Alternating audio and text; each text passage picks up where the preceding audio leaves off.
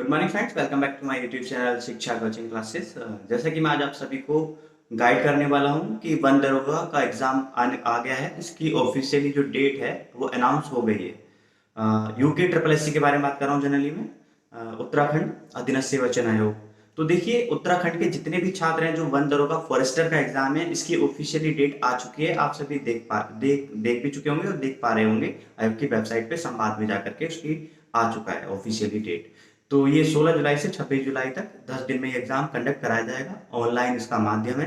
और जैसा कि ये एग्जाम 10 दिन के अंदर कई शिफ्टों में कराया जाएगा। उसके बाद आपके मन में क्वेश्चन आ रहे होंगे कि पेपर कैसे आने वाला है, पैटर्न क्या रहेगा, कट ऑफ क्या रहेगी, फाइनल सिलेक्शन कैसा रहेगा, और उसके बाद जो फिजिकल है उसके लिए कितने अभ्यर्थियों को बुलाया जाएगा और उसका फाइनल रिजल्ट कब तक आ जाएगा।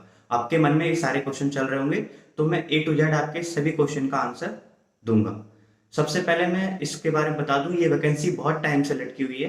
जैसे कि आप सभी पता होगा कि जो फॉरेस्ट गार्ड थे उन्होंने इस पर केस किया था कि भाई हमें डायरेक्ट प्रमोट कर दिया जाए, बट ऐसा नहीं है। ये फर्स्ट टाइम वैकेंसी हो रही है फॉरेस्टर की, जो यूके ट्रिपल एससी से डायरेक्ट ही बंदरोगा की निकली है फॉरेस्टर की पोस्ट। तो दोस्तों, मैं आपको बताना चाहूंगा कि जो फॉरेस्टर की पोस्ट है अच्छी पोस्ट है। पे ग्रेड आपको पता ही है 2800 है। सैलरी आराम से 35 के आसपास, 35,000 समथिंग के आसपास आपको मिलेगी। बाकी का जॉब अच्छी है, जॉब प्रोफाइल बढ़िया काम है। जो नेचर लवर हैं, जिनको फॉरेस्ट विभाग से प्यार है, बाकी का काम करना पसंद है, उनके लिए तो ये गोल्डन अपॉर्चुनिटी है। तो मैं आपको जो मेन बात बताने जा रहा हूँ। देखिए, ये वैकेंसी 12th से आई थी, पहले साइंस से, बाकी थोड़ा बाद में से मॉडिफिकेशन हुआ। सभी भर सकते हैं 12th के बाद। तो देखिए, इसमें 80,000 फॉर्म फिल हुए हैं। 80,000 फॉर्म फिल हो गए हैं। 80,000 में से मान के चलिए, आप ये तो नहीं 80,000 फॉर्म फिल हुए हैं तो 80,000 ही बच्चे जाके एग्जाम दे देते हैं।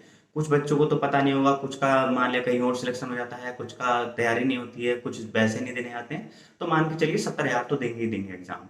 अब 70,000 स्टूडेंट में से कितने बच्चों के लिए कंपटीशन रह गया है जो तैयारी में लगे हुए हैं, और जो इसका मोड है इसकी प्रिपरेशन का, वो स्टूडेंट कुछ अभी कर रहे होंगे शुरुआत, या कुछ का ऐसा होगा कि कुछ ने तैयारी नहीं की होगी, लेकिन सोच रहे होंगे कि अब तैयारी करनी चाहिए, या फिर इतने टाइम में प्रिपेयर हो पाएगा नहीं हो पाएगा इस एग्जाम को लेकर के। तो मैं उन सभी के डाउट क्लियर कर दूं कि अभी आपके पास ऑलमोस्ट 20 दिन है। 20 दिन का टाइम मान के चलिए, 20 दिन में ऑलमोस्ट आपका हो जाएगा। ऐसा नहीं है 20 दिन में आपका ऑलमोस्ट सारा कवर हो जाएगा। वो कैसे होगा, मैं जो चीजें बताऊंगा आप उसके अकॉर्डिंग करेंगे तो आपका 20 दिन में ही आपका क्रैक हो जाएगा ये एग्जाम। तो देखिए, 80,000 बच्चों ने फॉर्म फिल किया है, 70,000 के आसपास देंगे। अब कहेंगे कि मुझे कैसे पता 70,000 देंगे। आप किसी भी एग्जाम को उठा के देख लो, यही रेशियो रहता है। जनरली फॉर्म भरते तो सभी हैं, पर एग्जाम देने या फिर कुछ किसी न किसी कारण जाते नहीं है। तो ठीक है, मान के चलिए, चलो 80,000 ही मान लेते हैं आपके हिसाब से। तो देखिए, इसमें जो कंपटीशन है वो बॉयज का ज्यादा रहेगा, कि जैसा कि गर्ल्स कोटा इसमें बहुत ज्यादा है। लड़कियों की 150 से ज्यादा पोस्टें हैं इसमें, जैसे कि आपने देखा ही होगा। तो 150 के आसपास पोस्टें लड़कियों की हैं और लड़कों की पोस्टें बहुत कम है। फिर ex serviceman, freedom fighter category वगैरह, तो जनरल की पोस्टें बहुत ही कम है। तो देखो छात्रों, इसमें ऐसा नहीं है। जितने भी मेरे दोस्त हैं, मित्र हैं, जो भी हैं, सब देख रहे हैं इस वीडियो को, वो समझें कि बॉयज के लिए कंपटीशन टफ है, तो उनकी कट ऑफ कहीं ज्यादा जाएगी। और कंपैरिजन टू गर्ल्स, जो गर्ल्स की कट ऑफ है बहुत कम रहने वाली है। फिलहाल कट ऑफ पर मैं भी थोड़ा बाद में आता हूँ। सिलेबस का आपसे थोड़ा बता दूं पहले। तो देखिए, इसका जो सिलेबस है, पहले तो इसमें 12 तक का साइंस आना था, बट उस कृषि विज्ञान के साथ में एग्रीकल्चर, उसके बाद इसको हटा दिया गया। इसका जो नया सिलेबस अपडेट हुआ, उसमें 9th और 10th की एनसीईआरटी की बुक्स आएंगी विज्ञान से। यानी 9th और 10th की एनसीईआरटी की बुक्स पढ़नी है आपको साइंस की, ठीक है। बस इसके अलावा कुछ नहीं पढ़ना है। उसी से क्वेश्चन बनेंगे। क्वेश्चन का पैटर्न कैसा होगा वो मैं आपके साथ डिस्कशन कर लेता हूँ। तो देखिए, क्वेश्चन का जो लेवल रहेगा वो मॉडरेट रहने वाला है। क्वेश्चन का जो लेवल रहेगा वो मॉडरेट रहेगा। इजी एक का क्वेश्चन आएगा, कुछ का डिफिकल्ट भी रहेगा, पर मैक्सिमम क्वेश्चन मॉडरेट लेवल के होंगे। जैसे कि मैं बात करूं आपसे, जो इसका साइंस वर्ग में क्या क्या आएगा, फिजिक्स, केमिस्ट्री, बायो, कृषि विज्ञान के कुछ क्वेश्चन हो सकते हैं, पर जीव विज्ञान, रसायन विज्ञान और भौतिक विज्ञान, ये तीनों रहेंगे उसमें। क्वेश्चन का मैं आपको थोड़ा बहुत आइडिया दे देता हूँ। जनरली जीव विज्ञान से आपका, जैसे आपके हृदय के बारे में पूछ सकते हैं, ठीक है, कि हृदय में कितने चैम्बर होते हैं, या फिर हृदय में हृदय का कार्य क्या होता है, उत्तक किससे बने होते हैं, ठीक है। इस टाइप से क्वेश्चन बायोलॉजी में होंगे। क्या रसायन विज्ञान में अभिक्रिया, या फिर आपका परमाणु क्रमांक या फिर आपका मोल कॉन्सेप्ट से रिलेटेड क्वेश्चन आ सकते हैं, ठीक है। और आपका आवर्त सारणी से रिलेटेड क्वेश्चन आ सकते हैं। तो ये सारे क्वेश्चन आपके केमिस्ट्री से बनेंगे। फिजिक्स से जो क्वेश्चन बनेंगे वो आपके प्रकाश से हो गए, इलेक्ट्रिसिटी से हो गए, और आपका लेंस जो चैप्टर प्रकाश वाले में आता है वो लेंस वाला चैप्टर, जिसमें उत्तल दर्पण, अवतल दर्पण, उत्तल लेंस के बारे में हो गए, उस टाइप से क्वेश्चन बनेंगे, ठीक है। अब आपके दिमाग में आ रहा होगा न्यूमेरिकल कितने आएंगे और जो क्वेश्चंस हैं वो कैसे रहने वाले हैं, और साथ ही में कि जो पेपर का लेवल आएगा तो उसमें क्या मान लिया 100 क्वेश्चन में जो 2 घंटे का, मैं थोड़ा टाइम ऐड करना भूल गया आपको। देखिए 2 घंटे का टाइम मिलेगा और 100 क्वेश्चन रहेंगे, ऑनलाइन पेपर होगा, ठीक है। तो 2 घंटे सफिशिएंट है। अब इसमें से जो न्यूमेरिकल है, देखिए न्यूमेरिकल का कोई ऐसा वेटेज तो बोला नहीं है, तो न्यूमेरिकल का वेटेज इसमें मान के चलिए 20% हो सकता है। 80% डायरेक्ट क्वेश्चन आएगा जो आपको आंसर देना रहेगा, और 20% क्वेश्चन ऐसे हो सकते हैं जो न्यूमेरिकल पोर्शन आ जाए। मान के चलिए एक मैं जनरली एक रेशियो बता रहा हूँ, 80 क्वेश्चन जो डायरेक्ट आप आंसर लगाएंगे, 20 क्वेश्चन ऐसे हो सकते हैं जिनके आपको सोल्व करने पड़ जाए, भले वो प्रकाश से हो, इलेक्ट्रिसिटी से हो, या फिर आपके रसायन विज्ञान से हो, उस टाइप से। यानी फिजिक्स और केमिस्ट्री से ही क्वेश्चन होंगे जो सोल्व करने को आ सकते हैं, अदरवाइज तो कोई कॉन्सेप्ट नहीं बनता, बायोलॉजी में होते नहीं है। और इसमें आपका फिजिक्स और केमिस्ट्री में बेसिक क्वेश्चन होते हैं, वो भी आपको कैसे करने में आपको बता दूंगा। तो ये रहेगा। अब देखिए मैंने आपको फिजिक्स बता रहा था, तो फिजिक्स में जनरली इन क्वेश्चन बनेंगे। न्यूमेरिकल क्वेश्चन कहाँ से बनेगा? प्रकाश से बनेगा, लेंस वाले चैप्टर से, इलेक्ट्रिसिटी वाले से बनेगा, ऊष्मा वाले चैप्टर से बन जाएगा, आपका मोशन से बन जाएगा, गति के समीकरण से बन जाएगा, बल वाला चैप्टर जो आपका 9th में है, बल वाला हो गया, गति मोशन जो करके है, तो वो आपका 9th में है। तो उससे बेसिक क्वेश्चन बन जाएंगे। फोर्स जैसे कि न्यूटन के नियम से बन जाएंगे, F बराबर ma से निकाल दो, या फिर गति के जो तीनों समीकरण है, v बराबर u प्लस at, s बराबर ut plus half eighty square, third वाला जो है v square equal u square plus 2ax करके, तो वहां से कहीं से बन जाएगा कि वहां से पिंड गिरता है या इस ट्रेन आती है और वो विरामावस्था से चलना शुरू करती है, उस टाइप से आपके क्वेश्चन बन जाएंगे, ठीक है। आपका इलेक्ट्रिसिटी से बन जाएंगे तो जनरली ओम्स लॉ आ जाएगा उसमें, तो ओम्स लॉ से आप कर लेंगे v equal to I R से, वहां से क्वेश्चन बन जाते हैं। हीट से आ जाएगा तो वहां से कर लेंगे आप। बाकी का लेंस आ जाएंगे तो one upon F equal to 1/b minus 1/u करके वहां से निकाल लेंगे, लेंस की क्षमता वगैरह निकाल लेंगे। तो ये क्वेश्चन आपके बनेंगे, ठीक है, जनरली जो बन सकते हैं, जिनका मैक्सिमम चांस है। इसके अलावा और कहीं क्वेश्चन नहीं बनते हैं जो न्यूमेरिकल पोर्शन में है, ठीक है दोस्तों। ये हो गया आपका।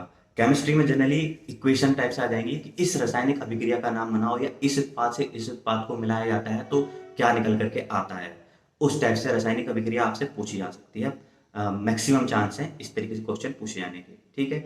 बायोलॉजी में आपके हृदय से हो गए, या बीन से हो गए, आपके उत्तक से हो गए, या फिर आपके परजीवियों से हो गए, पैरामीशियम, यूग्लिना, इस टाइप से कि कौन कौन से वर्ग में रखे गए हैं, इस टाइप से सारे आपके क्वेश्चन बनेंगे, ठीक है।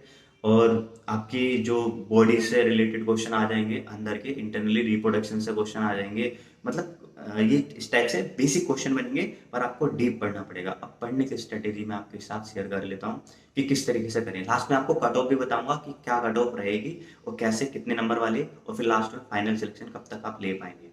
तो देखिए मैंने आपको ये भी बताया कि सिलेबस क्या है, कैसे कैसे ये क्वेश्चन आने वाले हैं। अब मैं आपके साथ डिस्कशन कर लेता हूँ कि जो आप प्रिपरेशन कर रहे हैं वो क्या स्ट्रेटेजी होनी चाहिए। तो देखिए 9th क्लास की एनसीईआरटी और 10th क्लास की एनसीईआरटी जनरली कोई बड़ी बुक नहीं है, हालांकि मेरे पास है, मैं भी चाहता तो आपको दिखा देता, बट देखिए मैं आपको बता ही देता हूँ।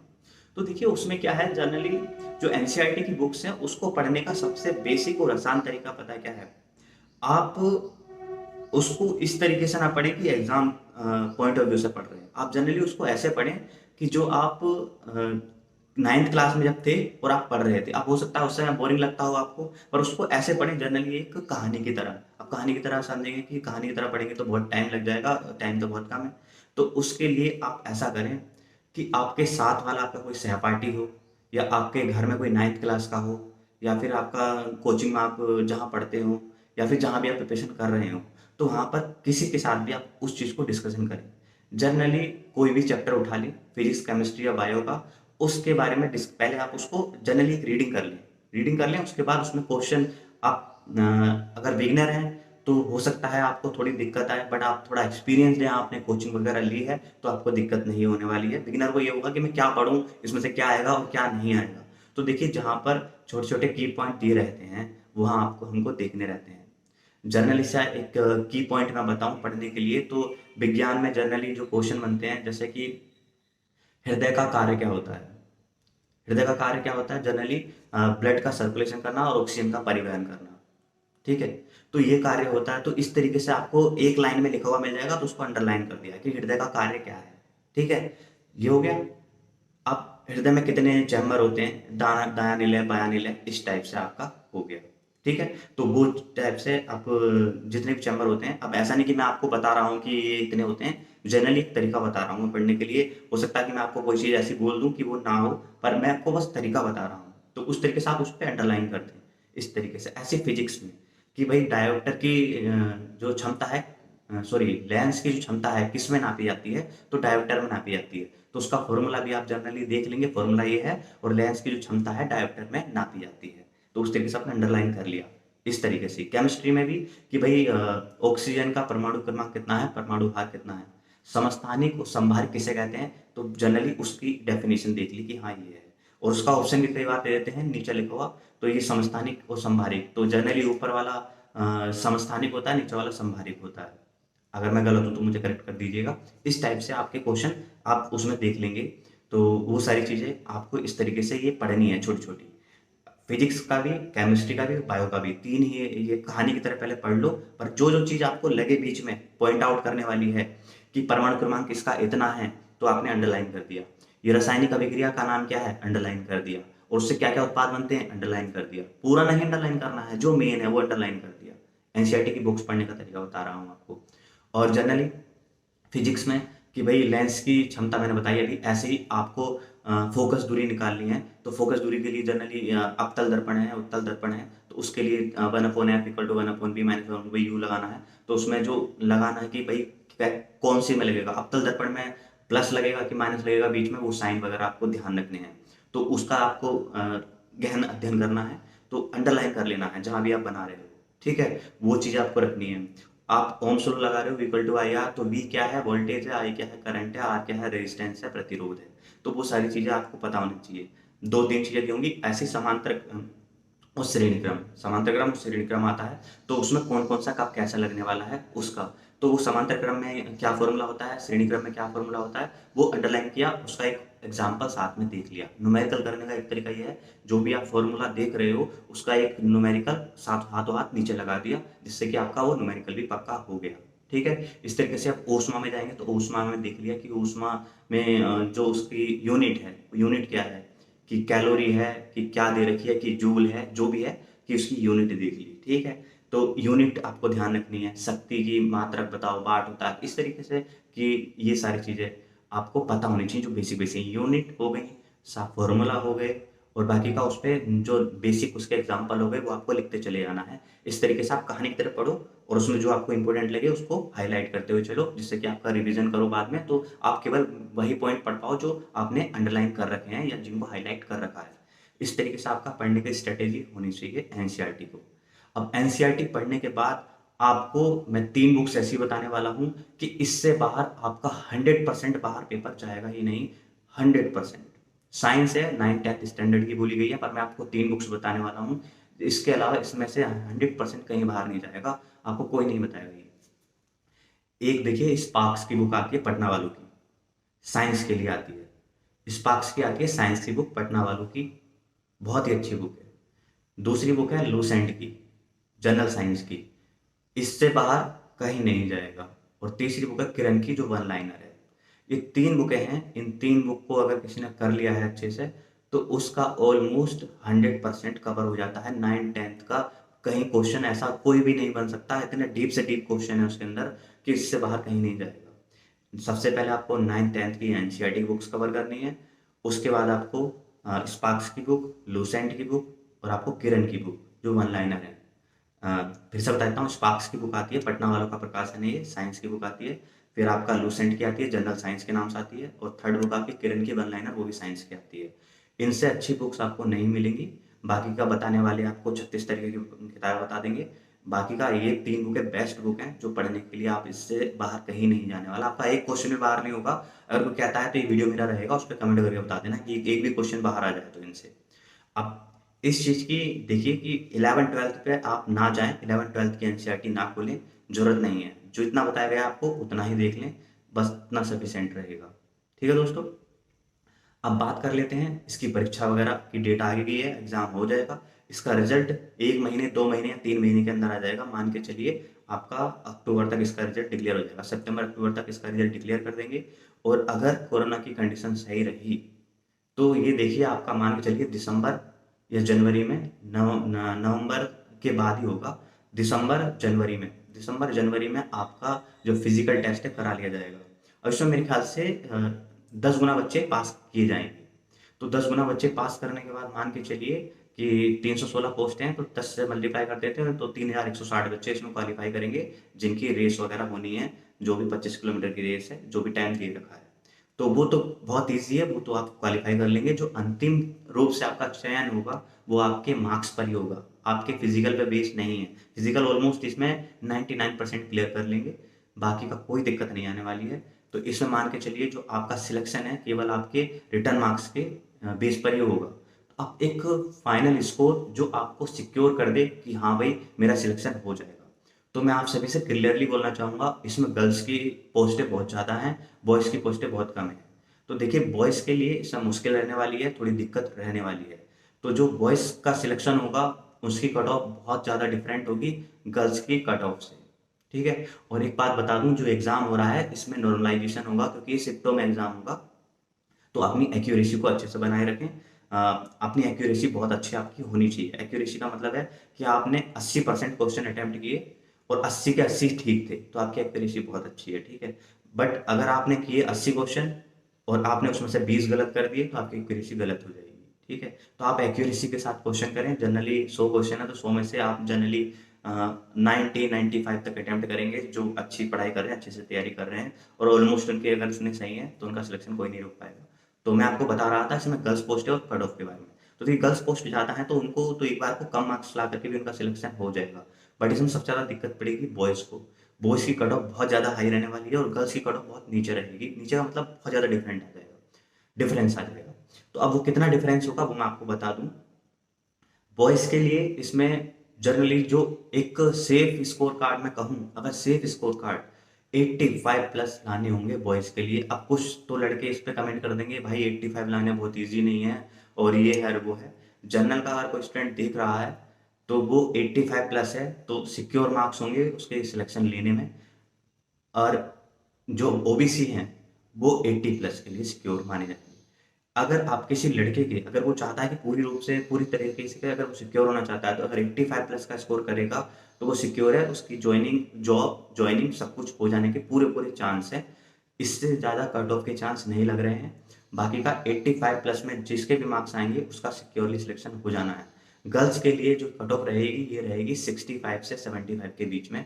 65 से 75 के बीच में अगर गर्ल्स का स्कोर कार्ड इतना स्कोर कर लेती हैं तो उनका सिलेक्शन हो जाएगा 65 से 75 के बीच में। ये बहुत ज़्यादा वेरिएशन आपको लग रहा होगा, पर ये वेरिएशन देखने को मिलेगा जब आप फाइनल कट ऑफ देखेंगे। तो जो ये कट ऑफ है ये इतनी ही रहने वाली है 65 से 75 के लिए गर्ल्स की। और जो बॉयज़ की सीटें इसमें आप देख लीजिएगा, मेरे ख्याल से 18 सीटें ओबीसी की हैं बॉयज़ की और शायद मेरे ख्याल से 50 सीटें जनरल की लड़कों की हैं बस। तो ज़्यादा से ज़्यादा 70-80 सीटें लड़कों की हैं जो ओपन से जाएंगे। अदरवाइज लड़कियों की 150 सीटें हैं। लड़कियों को तो इस बार सिलेक्शन होने ही होना, 150 से ज़्यादा सीटें हैं सर लड़कियों की इसमें। तो लड़कियों की कट ऑफ बहुत नीचे रहने वाली है 65 से 75 के बीच में। जो मेन है इसमें बॉयज़ की है कट ऑफ, ये 85 प्लस में जाएगी और आप देख लीजिएगा। ठीक है? तो ये मैंने आपको सारी रणनीति बताई है, किस तरीके से आपकी परीक्षा होनी है, किस तरीके से आपका जो एग्जाम पैटर्न फॉलो करना है आपको, कौन कौन सी बुक्स पढ़नी है, कट ऑफ क्या रहने वाली है और सिलेक्शन का प्रोसेसर ये रहेगा। और जो आपका फिजिकल है ये नवंबर से जनवरी के बीच में करा लिया जाएगा। मोस्ट एक्सपेक्टेड है इनके इन 3 महीनों के बीच में करा लिया जाए। ठीक है? उसके बाद इसकी जो ज्वाइनिंग है, ज्वाइनिंग मान के चलिए आपकी ये अप्रैल मई तक ज्वाइनिंग हो जानी चाहिए। 2022 में अप्रैल मई तक इसकी ज्वाइनिंग हो जानी चाहिए। तो वीडियो में इतना ही। अगर वीडियो अच्छी लगी है तो लाइक करें, चैनल को सब्सक्राइब करें, कमेंट करें और अभी भी कोई क्वेरी रह गई है तो कमेंट करें, मैं आपको रिप्लाई अवश्य करूंगा। चैनल मेरा क्या कहते हैं, इसी के लिए है कि आप सबके भले के लिए, कि आप कुछ भी पूछते हैं, अगर आपका कोई डाउट है इसके रिगार्डिंग, तो मैं आपका वो क्लियर करने की पूरी कोशिश करूंगा। और किस टाइप से न्यूमेरिकल आएंगे या किस टाइप से आपको पढ़ना है, अगर एक उसका एक डेमो भी चाहिए तो मैं आपको वो डेमो भी दे दूंगा। आप मुझे कमेंट करके बता सकते हैं कि एक डेमो किस तरीके से आपको पढ़ना चाहिए, एनसीईआरटी किस तरीके से पढ़नी है, और जो बुक्स हैं उनको कैसे पढ़ना है, वो उसकी एक स्ट्रेटेजी मैं अलग से बता दूंगा। 20 दिन में भी एग्जाम क्रैक हो सकता है, वो किस तरीके से आप देख लेंगे तो मैं आपको वो समझा दूंगा। बाकी का वीडियो में इतना ही। अगर वीडियो अच्छी लगी तो लाइक करें, चैनल को सब्सक्राइब करें। Thank you so much. जय हिंद, जय भारत।